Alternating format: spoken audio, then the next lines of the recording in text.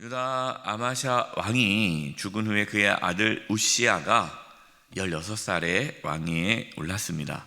우시야 왕은 52년 동안 아주 길게 한 왕 중에 한 사람이죠. 아주 길게 예루살렘을 다스렸습니다.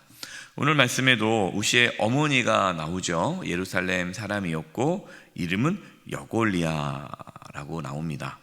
3절입니다. 우시야가 왕위에 오를 때의 나이가 16세라 예루살렘에서 52년간 다스리니라. 그의 어머니 이름은 여골리아요 예루살렘 사람이더라. 이 여골리아라는 뜻은요, 하나님은 능력이 있으시다, 하나님께서 능력을 주신다 라는 뜻입니다. 그러니까 우시야의 어머니는 하나님의 능력을 믿었고 또한 하나님께서 능력을 주신다는 것을 믿은 것이죠. 우시야는 이 어머니의 이 신앙을 이어받아 하나님을 잘 섬겼습니다. 4절입니다. 우시야가 그의 아버지 아마시아의 모든 행위대로 여호와 보시기에 정직하게 행하며, 지난번에도 말씀을 드렸죠. 부모의 신앙이 참 중요하다. 하나님께서는 또 이 부모를 통해서 우시야가 하나님 말씀에 순종하여 살아갈 수 있게 하셨습니다. 또한 하나님께서는 선지자를 보내주셔서 이 우시야 왕이 계속해서 하나님을 경외하도록 했죠. 5절입니다. 하나님의 묵시를 밝히 아는 스가랴가 사는 날에 하나님을 찾았고 그가 여호와를 찾을 동안에는 하나님이 형통하게 하셨더라. 여기서 나오는 스가랴 선지자는 우리가 알고 있는 소예언서 스가랴서를 기록한 거기에 나오는 스가랴 선지자가 아닙니다. 동명이인입니다. 동명이인. 말씀에서는 이 스가랴에 대해서 이렇게 묘사하고 있어요. 하나님의 묵시를 밝히 아는 스가랴, 하나님의 묵시를 밝히 아는 자다라고 했는데 히브리 원문을 직역하면 이겁니다. 하나님을 경외하는 것에 깨달음이 있는 스가랴. 그러니까 하나님을 경외하는 것에 깨달음이 있는 스가랴가 우시야 옆에서 하나님의 말씀을 전함으로 우시야 왕이 하나님을 경외하게 했다라는 뜻입니다. 하나님께서는 이 우시야 왕 곁에 이러한 참된 영적 스승을 보내주셔서 우시야가 잘못된 길로 가지 않도록 하나님의 말씀을 듣고 끝나는 것이 아니라 하나님을 경외하는 삶을 살아가도록 하셨다는 것이죠. 이처럼 우리에게 하나님의 말씀을 바르게 전하고 또 하나님을 경외하는 것을 가르쳐 줄 목회자, 영적 지도자는 너무나도 중요합니다. 필요합니다. 그래서 성도님들 기도해 주셔야 돼요. 우리 목회자들이 하나님을 경외하는 목회자들이 될 수 있도록 기도해 주시고 또 하나님의 말씀을 바르게 전함으로 온 성도님들이 하나님을 경외하며 살아갈 수 있기를 기도해 주시기를 바랍니다. 오늘 말씀에 여호와를 찾을 동안에는 하나님이 형통하게 하셨다는 거예요. 찾지 않으면 형통하지 않았다라는 것을 말씀해 주십니다. 그럼 우리의 형통함은 어디에 있다는 거예요? 하나님을 찾을 동안입니다. 근데 하나님을 찾을 동안이라는 이 하나님을 찾는다라는 더 구체적인 의미는요, 하나님을 경외한다. 하나님을 경외함으로 하나님을 의지하고 하나님 말씀을 붙잡고 살아가는 자, 하나님께서 그를 형통하게 하신다 말씀합니다. 이러한 삶이 우리 가운데 있기를 바랍니다. 이제 하나님께서는 우시야 왕을 형통하게 하셨는데 그 구체적인 내용이 나옵니다. 우시야 왕은요, 하나님께서 다 알아서 해주시겠지 하고 가만히 있는 자가 아니었습니다. 하나님께서 주신 지혜로, 하나님께 주신 용기로, 믿음으로 왕으로서 해야 할 일들을 충성스럽게 잘 감당했습니다. 하나님께서 약속하신 그 땅을 차지하기 위해 블레셋과 전쟁을 했고요, 하나님은 그 전쟁에서 승리케 하심으로 그 땅을 차지하게 하셨어요. 그 땅은 하나님께서 원래 약속하신 땅인데 그동안 땅을 차지하지 못했던 땅들을 차지하기 시작했다는 거죠. 하나님의 약속의 땅을 더 확장하는 은혜가 있었습니다. 뿐만 아니라 하나님께서는 암몬이 조공을 바칠 수 있게끔 그렇게 번성하게 하셨습니다. 우시아의 이름이 애굽 변방까지 퍼졌다라고 말씀하고 있어요. 그리고 우시아 왕은요, 각 성읍을 든든하게 세웠습니다. 그리고 성읍마다 잘 망대를 세우고 또 안보죠, 국방을 잘 튼튼히 해서 군사력을 아주 이렇게 강성하게 키웠습니다. 뿐만 아니라 또 농업을 좋아한다 그랬어요. 농사를 또 잘 짓는 지혜로운 왕이었습니다. 그래서 여러 기반을 또 마련해서 농업이 잘 될 수 있도록 이렇게 하는 왕이었으니까 경제적으로, 외교적으로, 또 군사, 국방적으로 모든 부분에 있어서 뛰어난 왕이었습니다. 오늘 말씀을 보니까 참 놀라운 거예요. 군사 조직도 효율성 있게 할 뿐만 아니라 신무기 개발하는 데도 앞장서서 신무기가 또 많이 있었습니다. 이런 말씀을 쭉 읽어보면요, 우시아 왕은요 완벽한 왕이에요. 백성들이 얼마나 행복했겠습니까? 잘 살죠. 또 전쟁도 없죠. 아주 부강한 나라가 된 겁니다. 그래서 15절 보면요,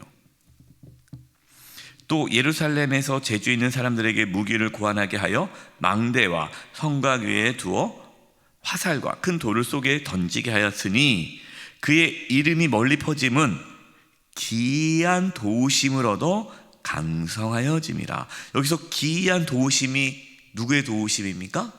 하나님의 도우심이에요. 그러니까 하나님의 도우심이 우시아로 하여금 강성하게 했다. 저는 이 말씀이 우리 성도님들의 삶에 이루어지기를 바랍니다. 기이한 도우심이, 하나님의 도우심이 우리 성도들 가운데 나타나기를 바랍니다. 너무나 기쁘죠. 감사하죠. 그런데 안타깝게도 우시아 왕은 강성해지자 교만해졌어요.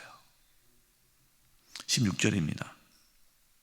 그가 강성하여 짐에 그의 마음이 교만하여 악을 행하여 그의 하나님 여호와께 범죄하되 곧 여호와의 성전에 들어가서 향단에 분향하려 한지라.